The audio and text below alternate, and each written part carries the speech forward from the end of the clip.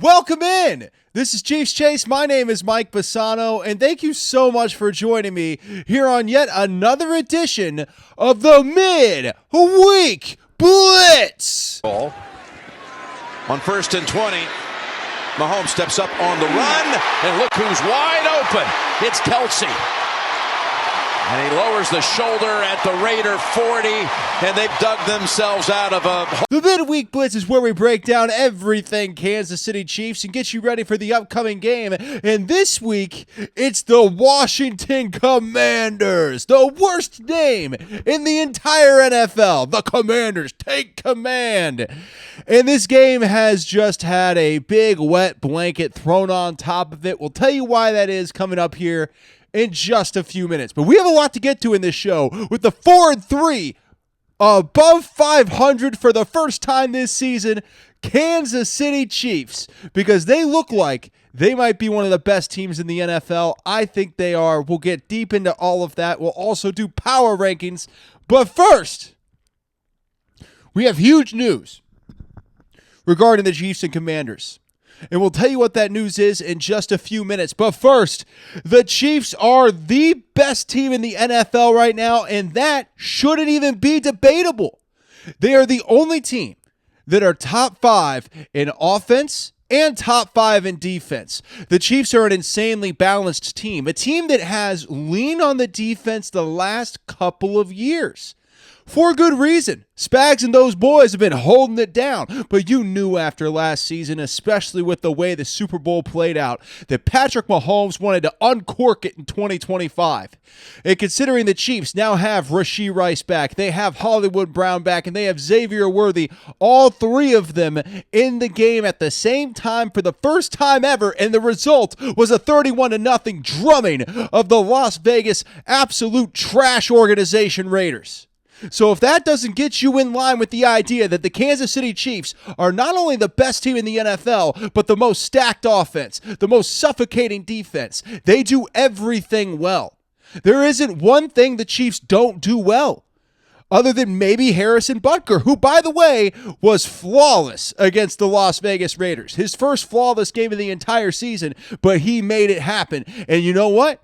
The reality of that situation, they're going to have Harrison Butker on this team.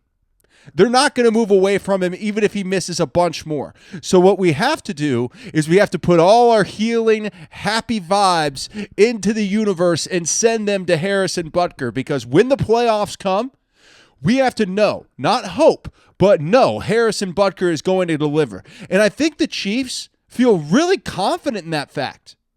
If you look at what the Chiefs have been doing and how they've been working with him, and what they've said about him in the media, they seem like it's something that's been fixed. And really, since the first extra point of the Lions game, which was a miss and devastating at the time, since that moment, Harrison Butker has been nails. And I know that hasn't been a very large sample size. He only had 1 field goal and 4 extra points against the Raiders. But I have to believe in Harrison Butker. You have to believe in Harrison Butker, because the fact is, we don't have another choice. It's Harry's game, and we're going to have to go ahead and let him play it out. And that's the only place that you could say the Chiefs have had even a weak spot this season. Because even with the offense coming out, they didn't look bad early. They looked sloppy. Xavier Worthy gets hurt 3 plays into the season. The Chiefs have a bad bounce off a Travis Kelce drop against the Eagles, and they start out 0-2. They had a rough game against the Jags in some aspects, but in other aspects, it was just kind of an unlucky game where the football gods decided to smile on Jacksonville for once. They were due. Jacksonville was due for the football gods to smile on them just one time. And give them that feeling of, hey, man, you're good. You got this. Of course, now the football gods have thrown them back into the hellfire where they've always been, so sorry about that, Jacksonville. But the fact is, right now, the Kansas City Chiefs are the best team in the NFL. You can't tell me you would take any team in this league, not the Lions, not the Colts, not the Broncos, not the Eagles, not any other contender in the NFL. You would not take them over the Kansas City Chiefs. Because the Chiefs have the best of both worlds, a top 5 offense and a top 5 defense. The only team in the NFL to be top 5 in both. So there's just no world where you could even make me believe that you would take another team over the Kansas City Chiefs right now if you had to bet on who was going to win the Super Bowl. There'd be one answer. And that answer is the Kansas City Chiefs. And not only through the numbers, they passed the eye test, guys. I watch every game. I have NFL Sunday Ticket. You know that if you follow the lives because I'm doing different games all the time on TikTok. Please jump on the lives if you want to. We'll do Thursday Night Football, Chargers-Vikings this Thursday. If you want to check it out, we're going to have a lot of fun during that game. But because of that, I see everybody. And when you look at the eye test, who looks the most talented, who looks the most crisp, who has the best quarterback play in the NFL, you're looking at the Kansas City Chiefs. Patrick Mahomes is playing better football than anyone in the world at this moment. He is better when he's throwing downfield. He's crisp in his short passes. He's making the accuracy pay off, and he's even duping defenses with his mind. That's a guy who can beat you in every which way, and there is no one in the NFL playing better than Patrick Mahomes at this moment. Even Danny Dimes, Indiana Jones, who I'm finally buying into, and the Indianapolis Colts, I finally think Daniel Jones is for real. But even he, at 6-1, isn't playing as well as Patrick Mahomes is right now. There isn't one quarterback you would stack up next to him because this type of Patrick Mahomes, this version of Patrick Mahomes is an unstoppable force that's going to lead the Chiefs into an incredible season going forward because he is clicking on every single cylinder physically and mentally. And when you watch the games, you can see it. But that said, Patrick Mahomes, he's catching shade. We have shade being thrown at Patrick Mahomes. We'll tell you why that is and the disgusting reason why that is coming up here in just a few minutes. But first, huge news regarding the Chiefs and Commanders game, one that's bad for everybody. Jayden Daniels is out.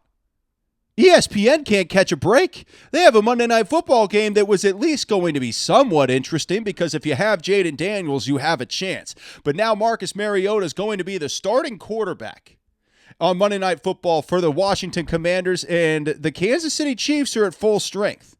Outside of Josh Simmons, which we've been told to not ask any more questions about, I think we're supposed to bury our heads in the sand and just accept the fact that Jalen Moore is the left tackle of the Kansas City Chiefs. I think that's just the reality we're currently living in. And we have to accept it because Andy Reid's made it clear, no more updates. Okay, Jalen Moore's the left tackle, and here's the thing. Sorry, that was such a tangent, but I don't even know what to say. We'll dive deeper into that later in the show. I have it on the docket. But dude, what? What in the world is going on? We'll dive deeper in, but that'll be later in the show. Staying on the Commanders. Instead of Jayden Daniels, who always gives you a chance to win, now the Commanders have Marcus Mariota with no one to throw to. I never want to take a team lightly. I never want to say, the Chiefs have this one in the bag, and I still won't. However, I think as an objective observer, just like last week against the Raiders, you're looking at the Commanders and saying, I don't know if this is going to be a very good game. The Chiefs should win by a lot, and when they do, people will just go, whatever, it's the Commanders with Marcus Mariota, and that's going to kind of stink because it takes some of the stakes away from the game. I want Jayden Daniels in. I want everyone to be healthy and at full strength all the time. I am the most anti-root for injuries person on the planet, which makes me even more upset about what happened with Stone Forsythe and Omar Norman-Lott last week in the Raiders. Torn ACL for Omar Norman-Lott. Out for the year. If you didn't listen after the Raiders game, I was beside myself during the live, on the post-game show, consistently beside myself that Stone Forsythe was allowed to belly flop on top of Omar Norman-Lott while Norman-Lott was on all fours, right? He had his knees on the ground. Forsythe belly flops on top of him. Norman-Lott rolls over, grabs his knee. Turns out it's a torn ACL. He's done for the year. Trash Raiders, trash organization, trash fan base, trash players. I would not start anybody. In the final game of the year, I believe that's it, right? The final game of the year, the Chiefs are in Las Vegas. I would openly say for weeks that you're not going to start anyone in that game, no matter what. I know that's a little unrealistic, but if the Chiefs are solidified at a spot, like they were last year, I mean, they're not going to have 2 losses like they did last year. But if they're solidified in their spot in the playoffs, which I'm pretty sure everybody believes the Chiefs are going to the playoffs, right? We're not sitting in a world where we don't expect the Chiefs to at least be in the tournament.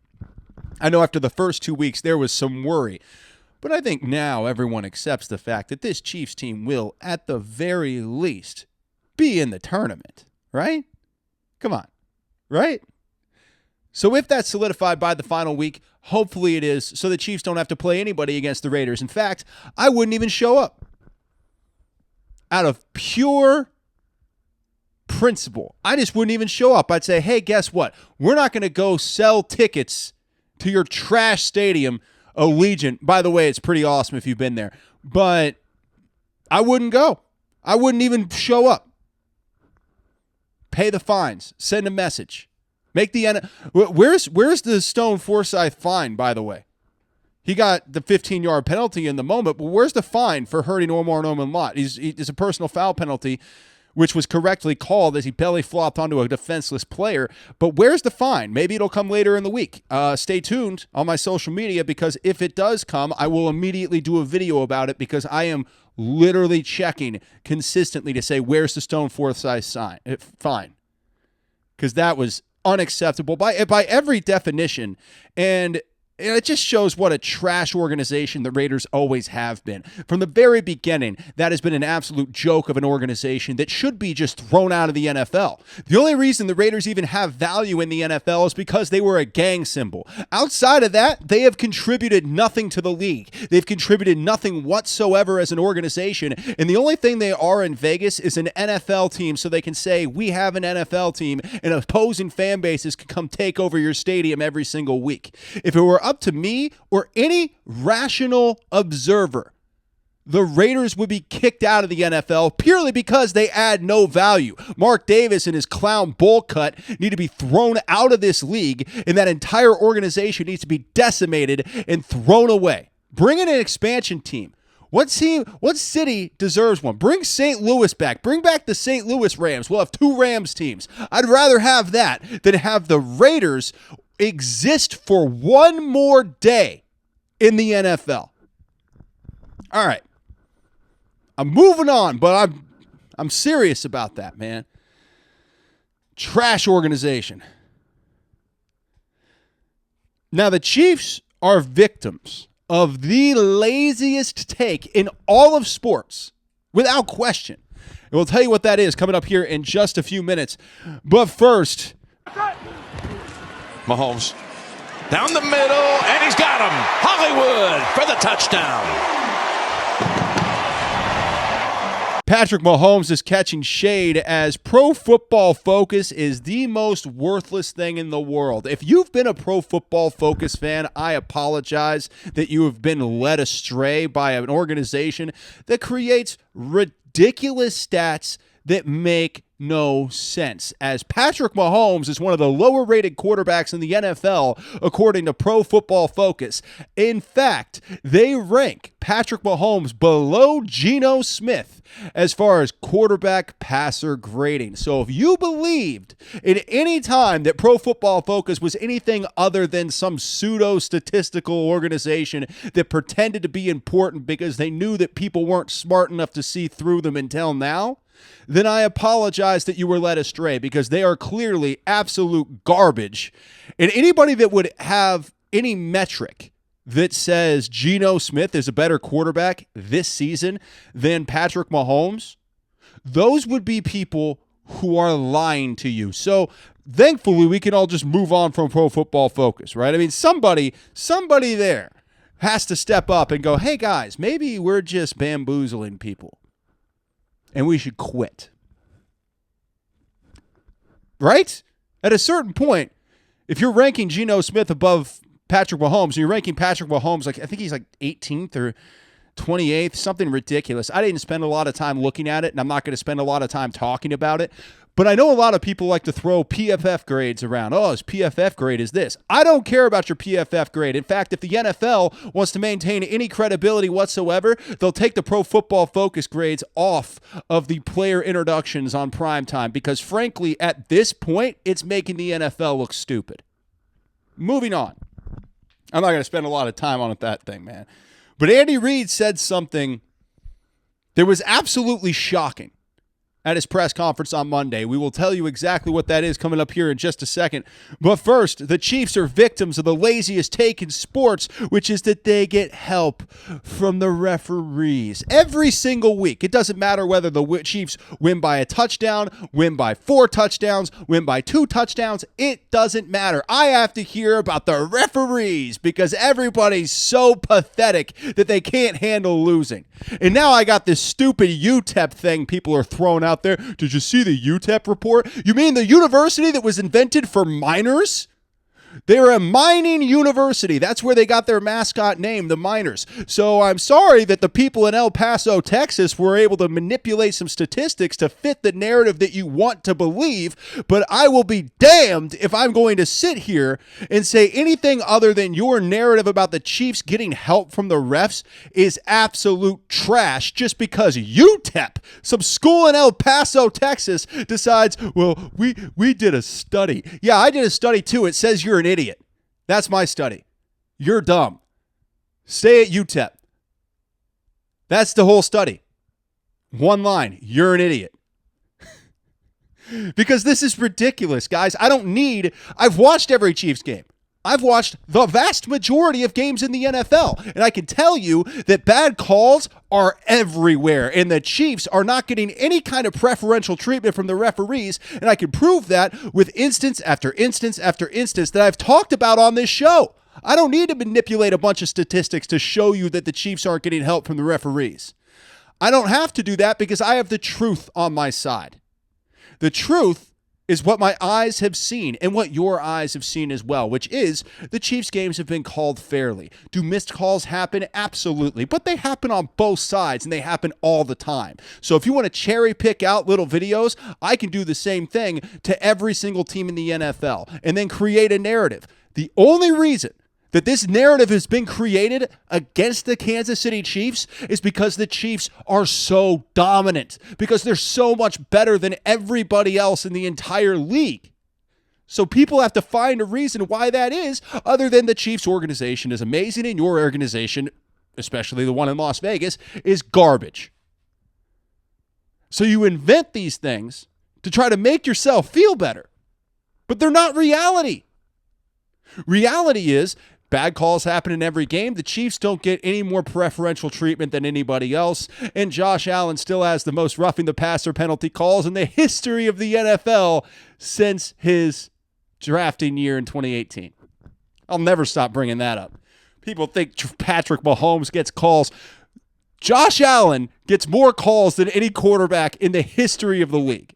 And I like Josh Allen. I'm a defender of Josh Allen right now. People are coming after Josh at every angle, being like, oh man, Josh Allen fell off. Josh Allen is the only reason the Bills are a contender. If you take Josh Allen away from that team, then the Bills are a sub-500 team.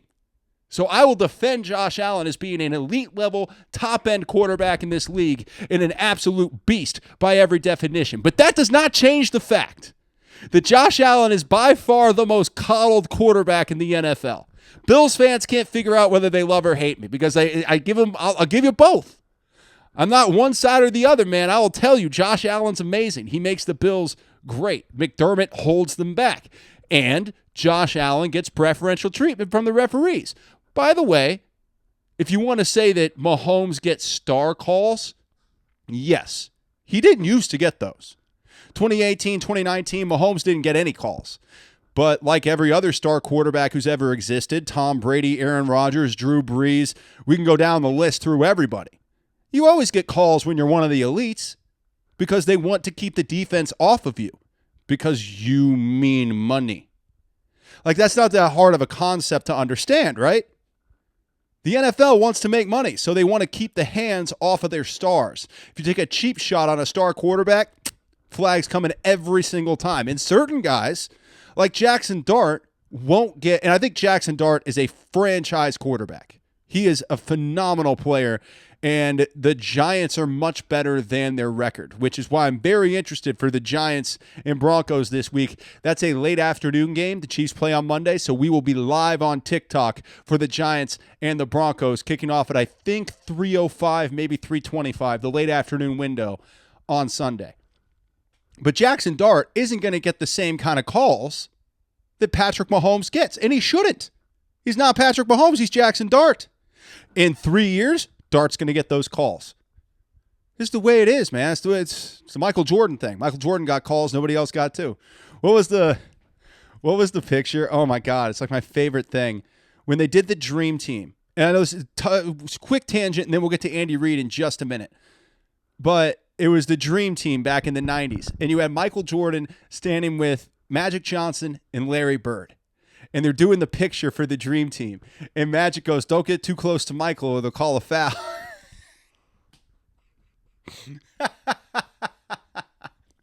It was true. Michael Jordan had it like that, man. You get close to Mike, they'll call a foul. Because when you're the top-end guy, the face of the league, they have to make sure you don't get hurt. And they're going to let some second-tier defensive player who makes $2 million a year destroy your quarterback. Bernard Pollard did that once. You notice how that started a massive change? The big change in the NFL when it came to protecting quarterbacks started in 2008. It started when Bernard Pollard from the Kansas City Chiefs, if you remember this game, opening day, 2008, right after the 2007 season where the Patriots were huge. They went undefeated all the way to the Super Bowl. First game of the next year, Pollard drills Tom Brady's knee. Brady's done for the year. That was the moment they changed all the rules because it killed the NFL to not have Brady that year. Their numbers went phew. So that's why it happens, and that's okay. And trust me, get really good. You'll get some solid calls too. Jackson Dart's on his way now. I'm telling you that. By the way, so is Bo Nix. Speaking of that game, Bo Nix is on his way to getting some calls too here in a couple years. Now, we have the power rankings coming up with a new number one. Ooh, and where are the Chiefs? Very interesting power rankings coming up here in just a couple of minutes. But first, yes, this is a hitch route. He's going to go ahead and keep Devin White right here. Sorry. Andy Reid says something absolutely shocking, which is that we need to move on from Josh Simmons. He has no updates on what's going on with Josh Simmons. He asked the media, stop talking about it, stop asking, because you need to move on. There's nothing to update. So that would just make me think that Josh Simmons has gone AWOL, right? If you have no update, that means you don't know. And if there were some kind of update, some kind of serious family thing that happened, we would have heard something by now. We would have had some kind of inclination as to what happened. We would have had some kind of report, some kind of insider news, some kind of response from the Chiefs, some kind of response from Andy. The fact that we've gotten nothing makes me believe AWOL. He just disappeared. He deserted. He got anxious. Anxiety happens. My best friend texted me. My best friend and I, best friends since we were 8 years old. Both grew up in Kansas City as Chiefs fans. He sent me a text. He's like, as soon as I saw the septum ring, and the ring right here in his nose, he goes, as soon as I saw that septum ring, I knew it was going to be a problem.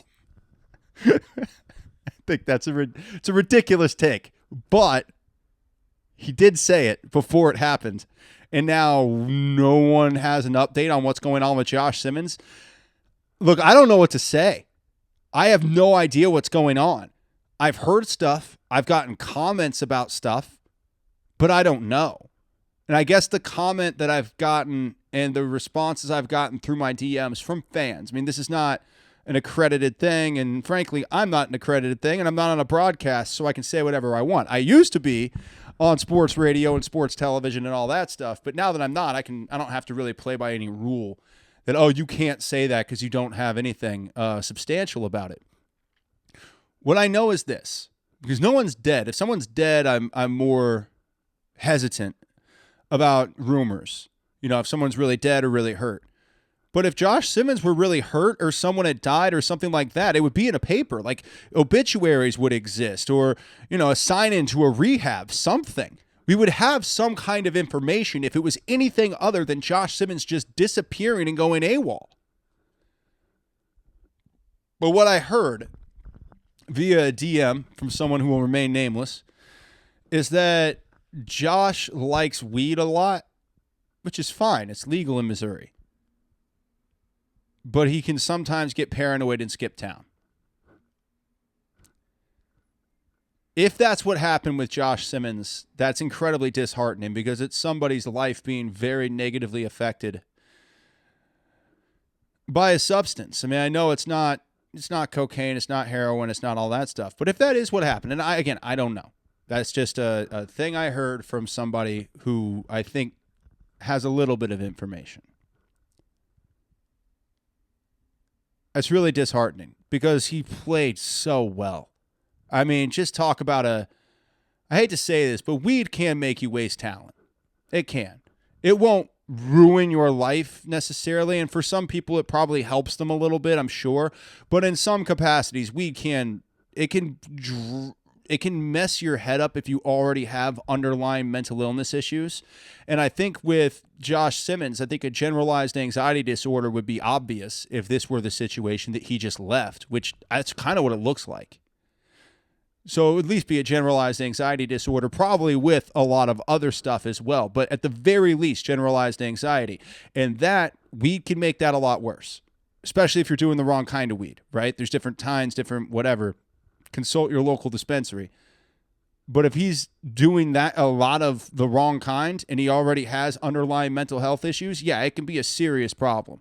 And it can lead to a lot of erratic behavior and some tough times. So I hope for Josh Simmons that whatever's going on, he gets it figured out and that he comes back to Kansas City and that he becomes the player that we all knew he could be.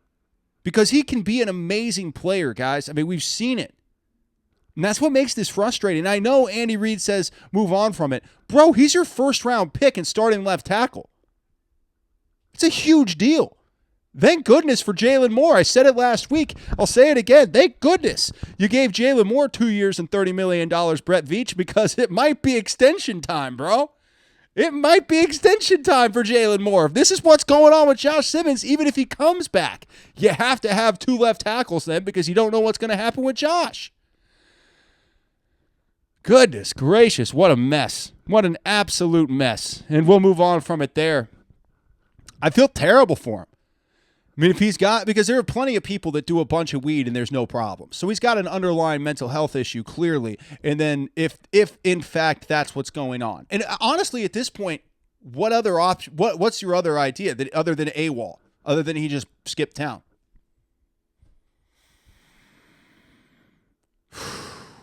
Wow. That's wild. It's just wild. All right, moving on. Mahomes is the talk of the week in the NFL. People are talking about one specific thing that Patrick Mahomes did, and I'm very intrigued to talk about this. We'll tell you what he did and the reaction to it coming up here in just a few minutes. But first, it's Power Rankings time. It has become a part of the Midweek Blitz where we do the top 5 NFL teams in Power Rankings and give a quick breakdown of each team. Let's start with number 5, the Bucs. Big loss for Mike Evans going down after finally coming back from injury. He looks like he's probably done for the year. And Baker Mayfield, when you don't have a big-time wide receiver like that and he goes down mid-game, very tough to recover from. The Bucs are still a great team, and they're going to be fine. They had a tough loss against the Lions, but the Lions were coming on the heels of a tough loss against the Chiefs, and the Bucs were kind of due. So they're at number 5. Number 4, Philadelphia Eagles. They looked really good last week. Jalen Hurts is playing better. I still think it's going to be Chiefs and Eagles in the Super Bowl. Number 3, Detroit Lions. Hey, they came back with a nice win over the Bucs. They're already a great team, and all that really does is make the Chiefs win against the Lions look even better. Number 2, Indianapolis Colts. The Colts and Indiana Jones, they just keep winning. You got to take them seriously at this point. Tyler Warren, out of nowhere at tight end, looks like an all-pro player. So hats off to the Colts. Really nice run. You got to start taking them seriously. And by the way, the Chiefs, tough stretch coming up involving the Colts. We'll discuss that later. And number 1, The Kansas City Chiefs. I don't care what their record is. I don't care what rationale you use to try to discount the Chiefs. Tell me that if you had to make a bet today on who was going to make the Super Bowl out of the AFC, that you would choose anyone over the Chiefs. You'd be a liar if you said you were. So the Chiefs are number one in the power rankings because forget all the metrics and the numbers. When you watch them, are they the best team in the NFL? Answer, yes. Number one in the power rankings, Kansas City Chiefs. That's what I'm talking about. Honorable mention. First ever honorable mention in the power rankings. But there was one team I was struggling between them and the Bucs. They have the same record. And the New England Patriots just look fantastic. So that is an honorable mention. Mike Vrabel and those boys in Foxborough. Playing amazing ball. You got to give them credit. Honorable mention, the New England Patriots. Now, the NFL is not ready for what the Chiefs are going to do. They're not ready. We'll tell you what that is coming up in just a few minutes. But first, Patrick Mahomes is the talk of the week because he said, oh, that effing play never effing works. On 4th and a foot. Try to draw him offside. This fucking never fucking works, man. Sorry. Mahomes says, Coach, it doesn't. Oh, there they go. Work. He was faking it. There they go. Got You'd given up on that one. You thought for sure it was a draw, didn't you? When Mahomes stepped up to the line and made it seem like the Chiefs weren't going to snap the ball, they were just trying to draw the Raiders off and said, hey, man, this effing play never effing works. Then snapped the ball and Kareem Hunt got the first down. It was the best moment of the week for the NFL. And I don't care what anybody says. It's everybody calling it corny, saying that's like a fourth grade basketball team. All of your criticism means nothing because the opinions of sheep mean nothing to the lion. What Patrick Mahomes does from a cerebral standpoint, from a physical standpoint, from a strategic standpoint, from an arm talent standpoint. He is the greatest quarterback to ever play in the NFL, and I understand you want to cut him down. Of course you want to cut him down because he's crushing you.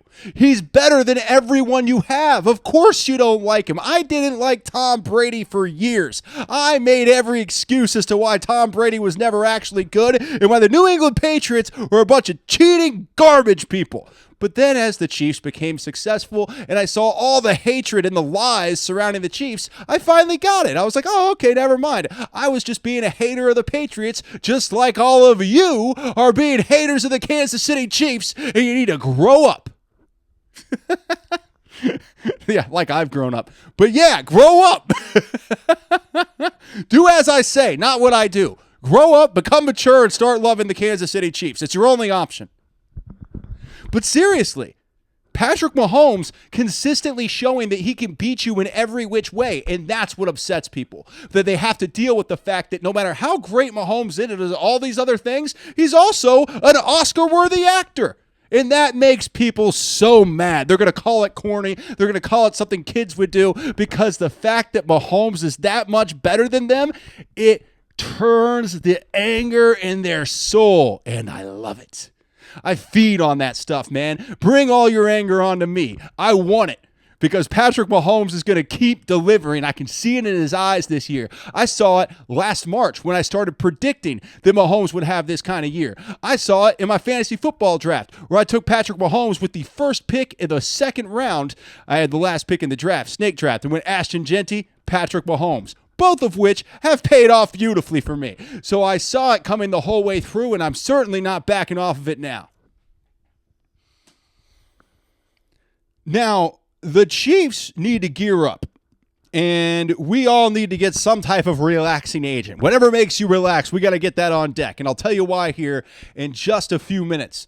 But first, he looks left, throws left, and it is caught by Rice. The return of Rashee Rice is going to be under the radar for a while because people don't really want to buy into what Rashee Rice actually is because he hasn't had the type of season that gets you the respect of a Jamar Chase or a Justin Jefferson. But if you watch Rashee Rice with your eyeballs, you can see what a dynamic, unbelievable playmaker he is and that he should be in the same conversation with Jamar Chase, who is the best wide receiver in the NFL right now, and Justin Jefferson, who's right behind him.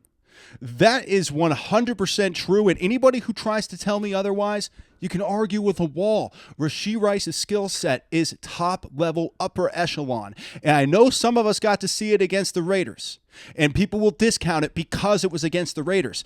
But if you've watched Rashee Rice since he came to Kansas City, he has every single tool to be a top-level wide receiver, and he's going to be. It's happening. I understand people aren't buying into Rashee Rice yet. Yeah, you need to see a little bit more. I've seen all I need to see to know what the future is going to be for Rashee Rice. I can look in my crystal ball and I can see the All-Pros. I can see the Pro Bowls and I can see the championships because that guy is definitely upper echelon in every way. He has great hands, great route running ability, great speed. He has great size. He has every single box that you want to check for an elite level wide receiver in the NFL. Rashee Rice checks that box.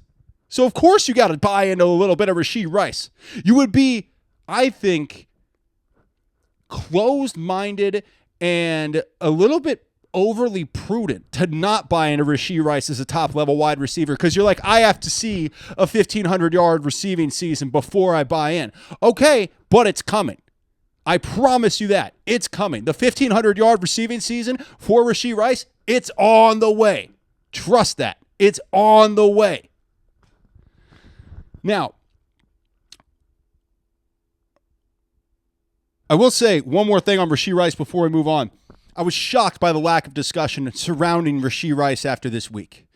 Not in Kansas City, but nationally. There was just not a lot of discussion. They go, oh, okay, well, yeah, they beat the Raiders. That's kind of what it has been all week. But it's not just that the Chiefs beat the Raiders, guy. They beat them. The Chiefs beat the Raiders 31-0. Like, come on, man. We're not talking about just going out and beating the lowly Raiders. We're talking about going out against an NFL team and drumming them 31-0. So you can bypass that game, not talk about Rashee Rice. They think that the Chiefs still have more to prove, and that's what everybody seems to be saying. But the fact is, if you use your eyeballs and you watch what the Chiefs have become over the last 3 or 4 games, you understand that this is a juggernaut football team, and they should be seen as the absolute favorite in the NFL right now. Now we'll move on. One player to watch against the Commanders that not a lot of people have been talking about. I can't wait to talk about this guy. I can't wait. We'll get to that in a few minutes. But first, the Chiefs need to gear up, and we all got to get some type of relaxing agent. We need all kinds of stuff. I don't know if you want a drink, want a little J, maybe a little Xanny, whatever you do to relax. I'm not judging anybody. Whatever you want to do. Maybe just meditate. That's okay, too. We can relax without substances, Mike? What are you, crazy? Maybe a little meditation, maybe a little yoga. I love how it took me so long to get to something that wasn't substance related. That might say a couple things. But no, seriously. Everyone's got to find a relaxing agent coming up because this 3-game stretch for the Chiefs after the Commanders is the toughest stretch for any team in the NFL this entire season. The Chiefs, after the Commanders game, they play the Bills, the Broncos, and the Colts. That's 4-2, 5-2, 6-1. All AFC opponents, one AFC West opponent, and a ton of pressure mounting for the Kansas City Chiefs to go into these games and play phenomenal football. And if they can go through that 3-game stretch and look good, I don't even mean win all 3 of them, but look good in all 3 of them, then we will know. Not only are the Kansas City Chiefs a contender, which I think I already know that. I'm pretty sure most of us Chiefs fans already know that. But through that 3-game stretch, if the Chiefs go in and just absolutely dominate the way that we know they can, well, then everybody's going to know.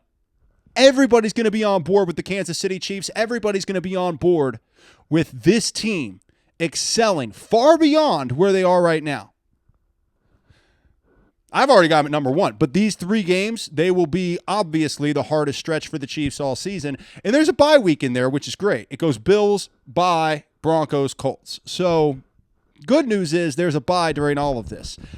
Exciting times, and yeah, it's going to be pumped. I'm going to be pumped about it. All right, one player to watch against the Commanders this weekend Kareem Hunt, soft defense up front, especially through the middle for the Washington Commanders, and I expect Kareem Hunt to run roughshod through that defense. He's going to run a lot in between the tackles. He's going to barrel through some guys, and he's going to soften that defense for Patrick Mahomes. The way that Kareem Hunt has the entire year. The most under-talked about thing for the Kansas City Chiefs is the consistency that Kareem Hunt brings as a short yardage power back, which opens up everything for Patrick Mahomes and the offense to sling the ball all over the field because your defense has to respect the battering ram, Kareem Hunt, who's running incredibly well right now. So I see him putting up a great game against the Commanders, who are a little weak in the middle, so Kareem Hunt can go ahead and barrel through there, and you know those big guys up front love blocking for a power runner. So give Kareem Hunt that rock, and let's see the Chiefs steamroll the Commanders the way they're supposed to, especially without Jaden Daniels. Jaden Daniels gives you a shot no matter what. Marcus Mariota's a serviceable backup, but that's what he is. I mean, he's a serviceable backup. I think he's a good player. I like Marcus Mariota as a player, but he's not going to give you so much of a chance. I'll give a prediction. I will. I'll give a prediction. I haven't done as much on this game as far as research goes because they're not the Raiders, and I don't hate them to their souls.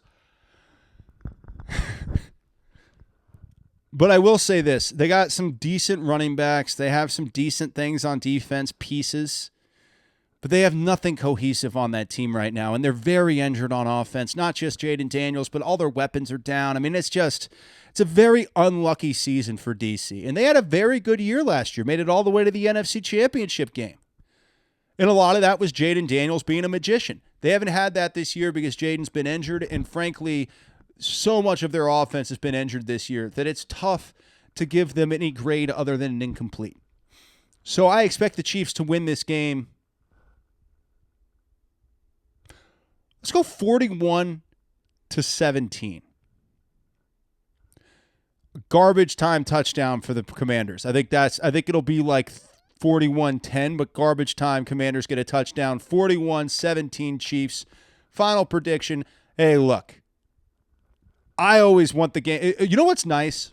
It's not like last year when we were in constant cardiac problems. That last year was tough because the Chiefs were going for a three-peat last year.